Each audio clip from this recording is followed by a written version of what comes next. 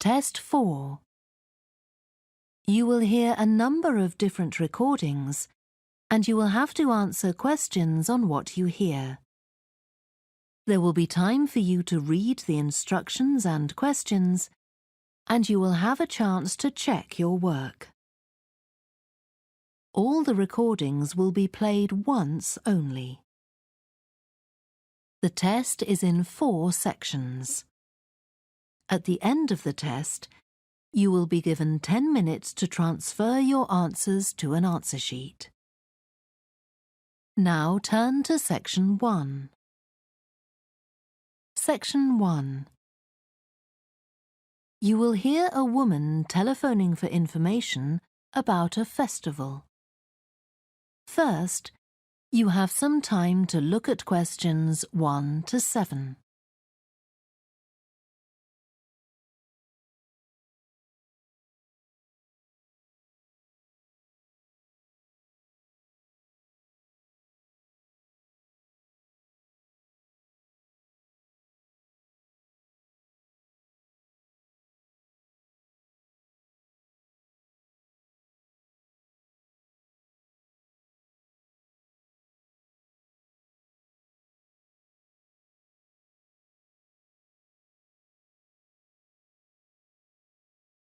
You will see that there is an example that has been done for you.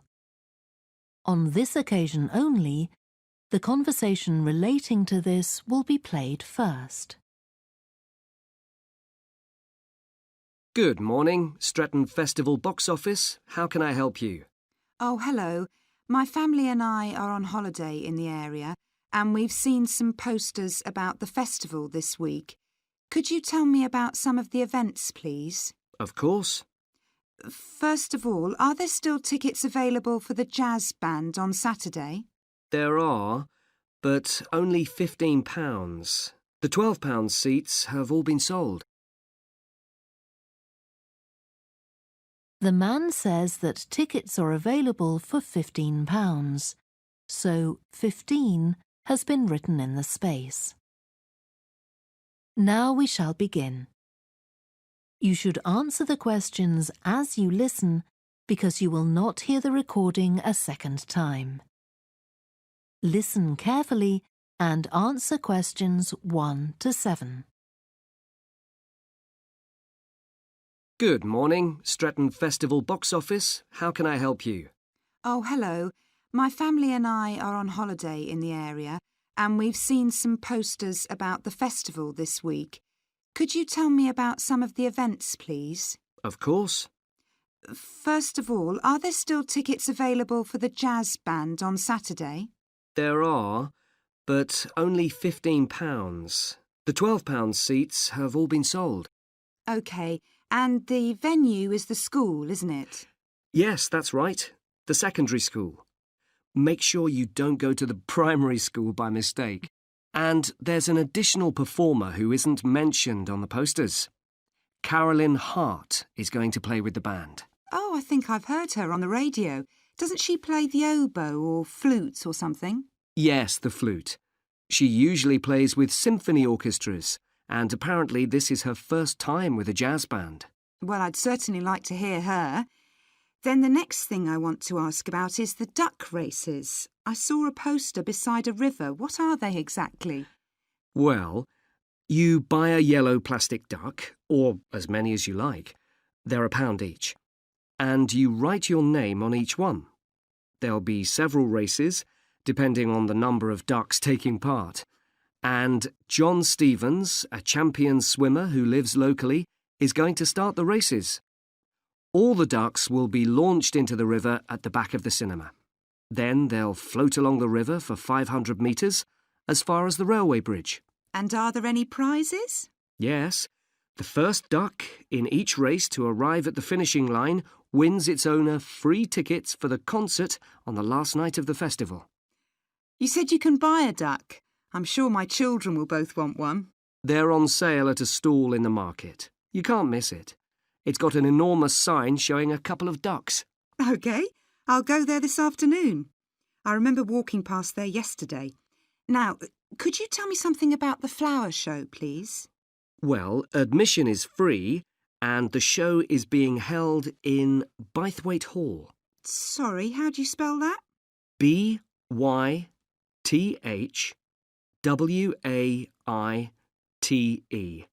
Bythwaite. Is it easy to find? I'm not very familiar with the town yet. Oh, you won't have any problem. It's right in the centre of Stretton. It's the only old building in the town, so it's easy to recognise. I know it. I presume it's open all day. Yes, but if you'd like to see the prizes being awarded for the best flowers, you'll need to be there at 5 o'clock. The prizes are being given by a famous actor, Kevin Shapless. He lives nearby and gets involved in a lot of community events. Gosh, I've seen him on TV. I'll definitely go to the prize giving. Right. Before you hear the rest of the conversation, you have some time to look at questions 8 to 10.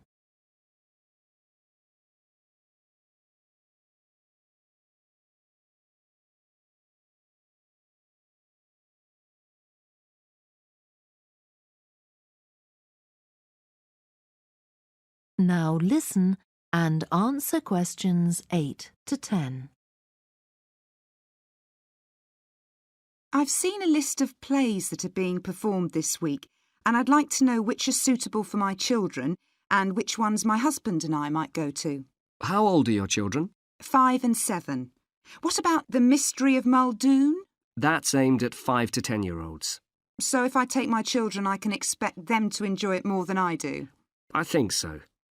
If you'd like something for yourself and your husband and leave your children with a babysitter, you might like to see Fire and Flood. It's about events that really happened in Stretton 200 years ago, and children might find it rather frightening. Oh, thanks for the warning. And finally, what about Silly Sailor? That's a comedy, and it's for young and old. In fact, it won an award in the Stretton Drama Festival a couple of months ago. OK. Well, goodbye and thanks for all the information.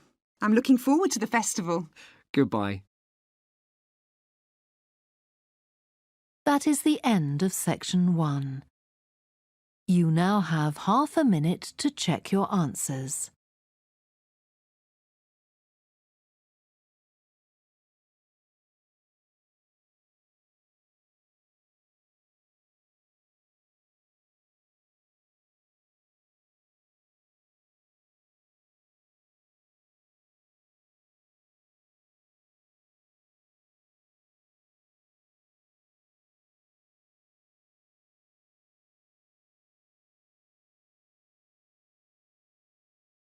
Now turn to section 2. Section 2. You will hear a guide at an art museum talking to a group of visitors. First, you have some time to look at questions 11 to 16.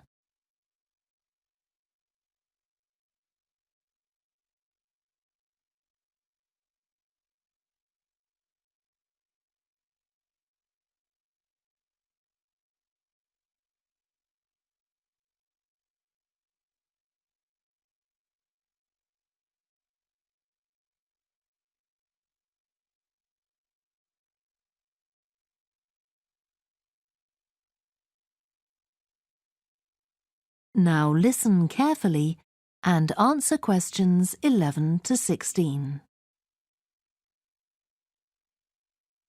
Good morning and welcome to the museum, one with a remarkable range of exhibits which I'm sure you'll enjoy. My name's Greg and I'll tell you about the various collections as we go around. But before we go, let me just give you a taste of what we have here. Well, for one thing, we have a fine collection of 20th and 21st century paintings, many by very well-known artists. I'm sure you'll recognize several of the paintings. This is the gallery that attracts the largest number of visitors, so it's best to go in early in the day before the crowds arrive. Then there are the 19th century paintings. The museum was opened in the middle of that century, and several of the artists each donated one work to get the museum started, as it were. So they're of special interest to us. We feel closer to them than to other works. The sculpture gallery has a number of fine exhibits, but I'm afraid it's currently closed for refurbishment. You'll need to come back next year to see it properly, but a number of the sculptures have been moved to other parts of the museum. Around the World is a temporary exhibition. You've probably seen something about it on TV or in the newspapers. It's created a great deal of interest because it presents objects from every continent and many countries and provides information about their social context, why they were made, who for, and so on. Then there's the collection of coins. This is what you might call a focused specialist collection because all the coins come from this country and were produced between 2,000 and 1,000 years ago.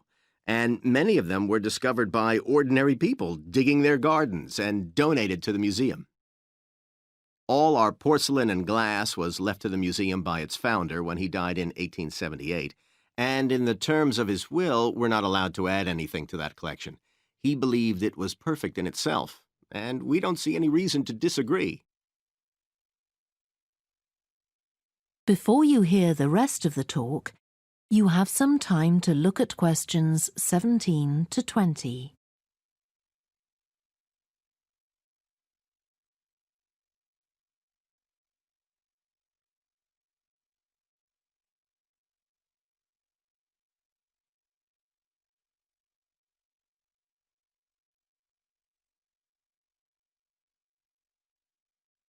Now listen and answer questions 17 to 20.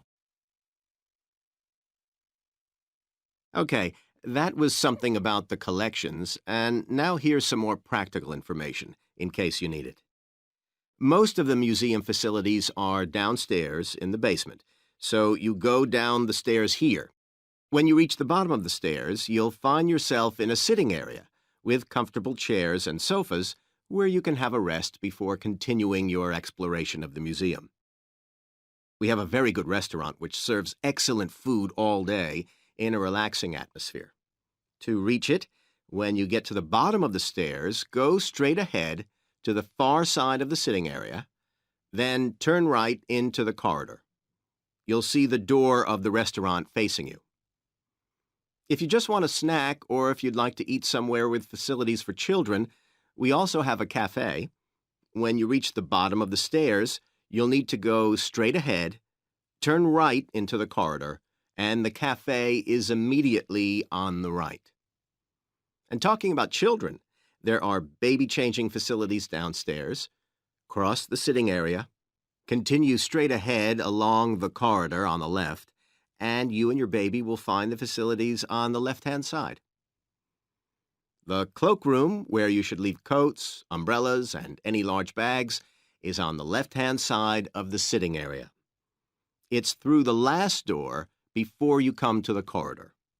There are toilets on every floor, but in the basement, they're the first rooms on the left when you get down there. Okay, now if you've got anything to leave in the cloakroom, please do that now, and then we'll start our tour. That is the end of section 2. You now have half a minute to check your answers.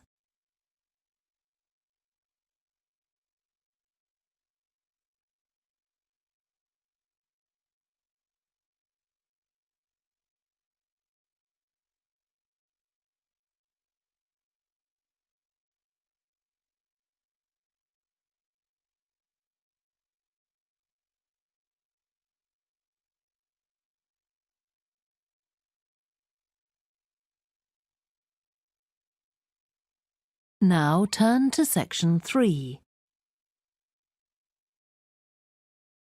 Section 3. You will hear a student called Joanna talking to her new supervisor about some research she has done on psychology and music. First, you have some time to look at questions 21 to 26.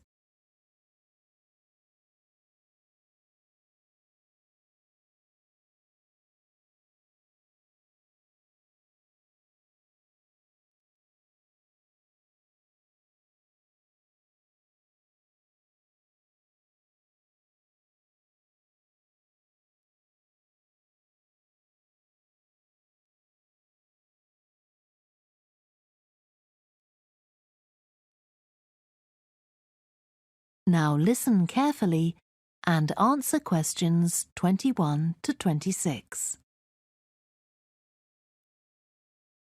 Hi, Joanna. Good to meet you. Now, before we discuss your new research project, I'd like to hear something about the psychology study you did last year for your master's degree. So, how did you choose your subjects for that? Well, I had 6 subjects, all professional musicians and all female.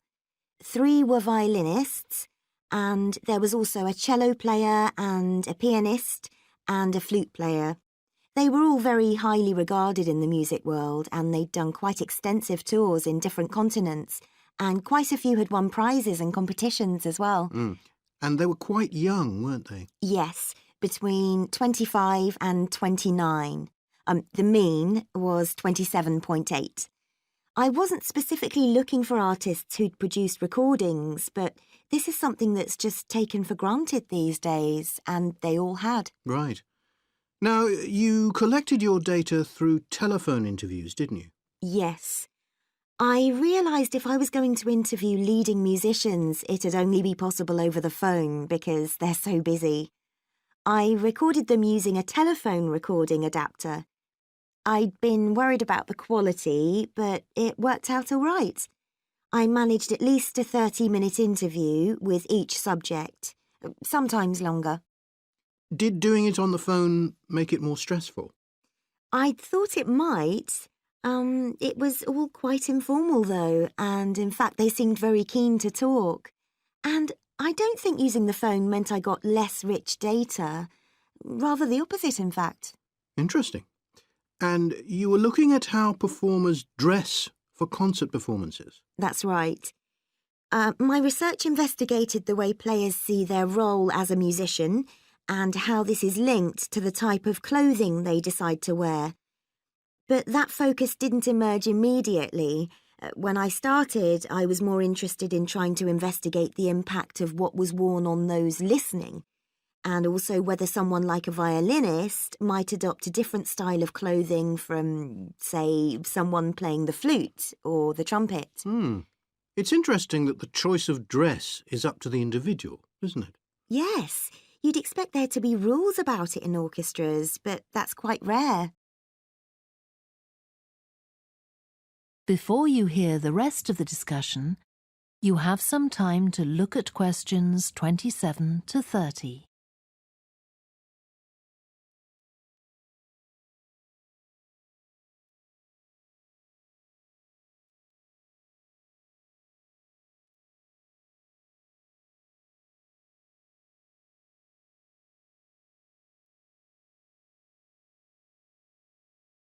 Now listen and answer questions 27 to 30. You only had women performers in your study. Was that because male musicians are less worried about fashion? I think a lot of the men are very much influenced by fashion, but in social terms, the choices they have are more limited. They'd really upset audiences if they strayed away from quite narrow boundaries. Now, popular music has quite different expectations. Did you read Mike Frost's article about the dress of women performers in popular music? No. Well, he points out that a lot of female singers and musicians in popular music tend to dress down in performances and wear less feminine clothes, like jeans instead of skirts. And he suggests this is because otherwise they'd just be discounted as trivial. But you could argue they're just wearing what's practical. I mean, a pop music concert is usually a pretty energetic affair. Yes, he doesn't make that point, but I think you're probably right. I was interested by the effect of the audience at a musical performance when it came to the choice of dress. The subjects I interviewed felt this was really important. It's all to do with what we understand by performance as a public event. They believed the audience had certain expectations, and it was up to them as performers to fulfil these expectations, to show a kind of esteem. They weren't afraid of looking as if they'd made an effort to look good. I think in the past, the audience would have had those expectations of one another too, but that's not really the case now. Not in the UK, anyway. No. And I also got interested in what sports scientists are doing too with regard to clothing. Musicians are quite vulnerable physically, aren't they? Because the movements they carry out are very intensive and repetitive. So I'd imagine some features of sports clothing could safeguard the players from the potentially dangerous effects of this sort of thing. Yes, but musicians don't really consider it. They avoid clothing that obviously restricts their movements, but that's as far as they go. Anyway, coming back to your own research, do you have any idea where you're going from here? I was thinking of doing a study using an audience, including... That is the end of section 3. You now have half a minute to check your answers.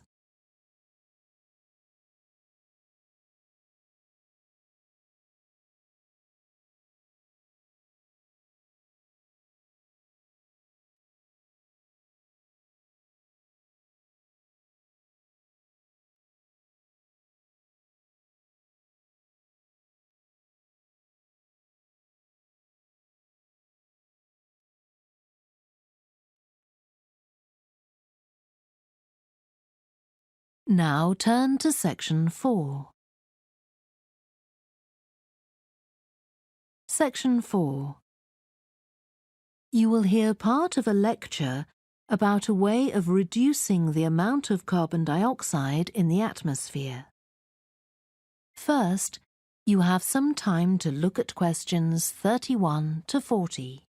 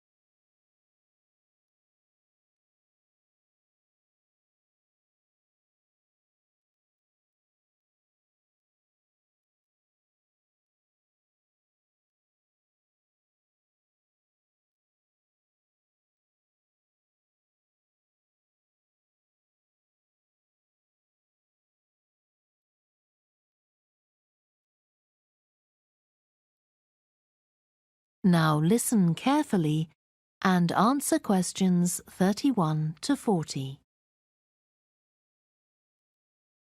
As we saw in the last lecture, a major cause of climate change is the rapid rise in the level of carbon dioxide in the atmosphere over the last century. If we could reduce the amount of CO2, perhaps the rate of climate change could also be slowed down. One potential method involves enhancing the role of the soil that plants grow in with regard to absorbing CO2. Ratan Lal, a soil scientist from Ohio State University in the USA, claims that the world's agricultural soils could potentially absorb 13% of the carbon dioxide in the atmosphere, the equivalent of the amount released in the last 30 years, and research is going on into how this might be achieved. Lal first came to the idea that soil might be valuable in this way, not through an interest in climate change, but rather out of concern for the land itself and the people dependent on it. Carbon-rich soil is dark, crumbly and fertile and retains some water. But erosion can occur if soil is dry, which is a likely effect if it contains inadequate amounts of carbon.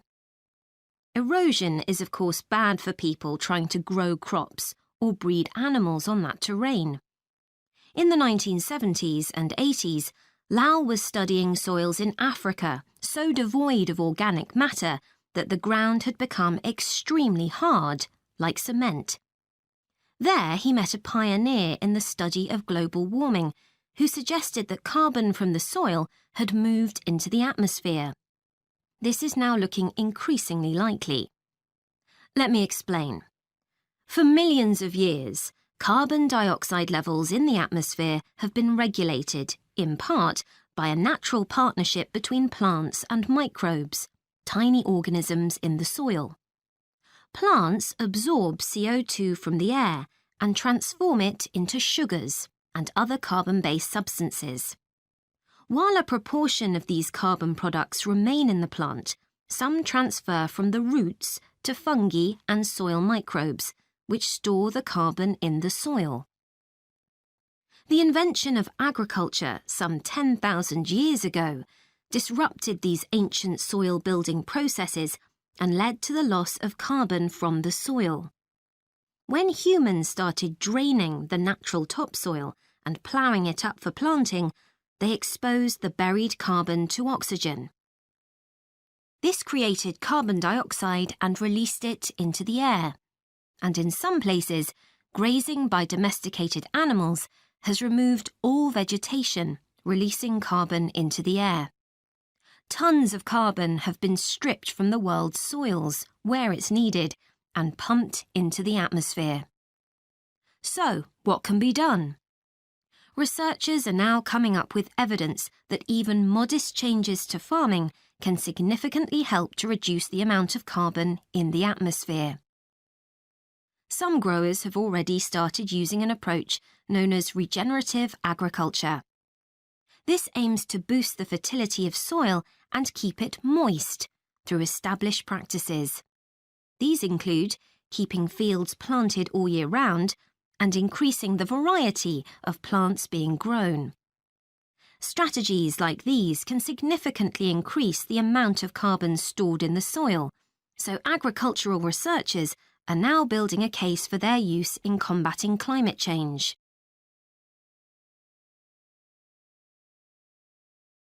One American investigation into the potential for storing CO2 on agricultural lands is taking place in California.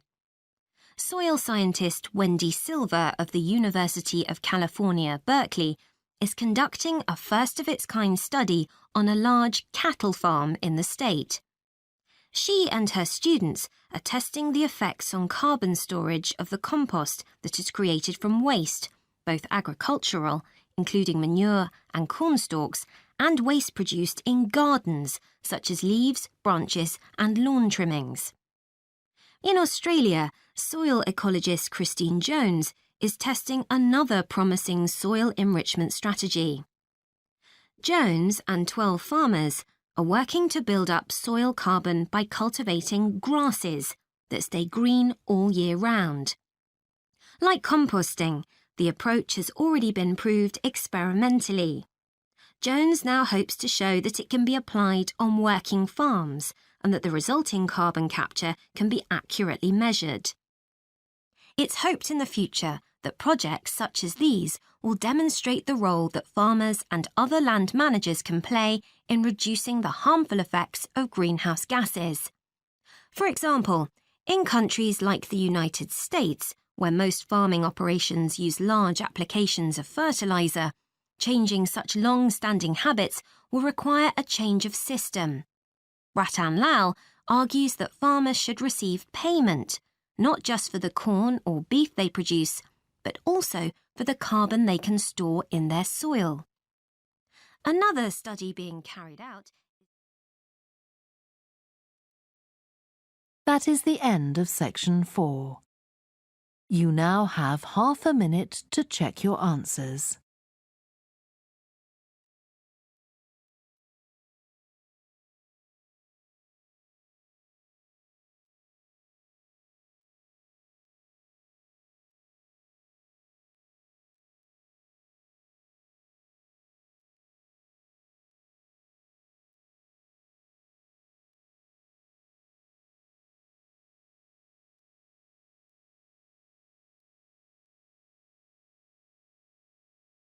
That is the end of the listening test. You now have 10 minutes to transfer your answers to the answer sheet. Please stop writing and wait for your question booklet to be collected. Okay, how did you do? Now let's look at the answers.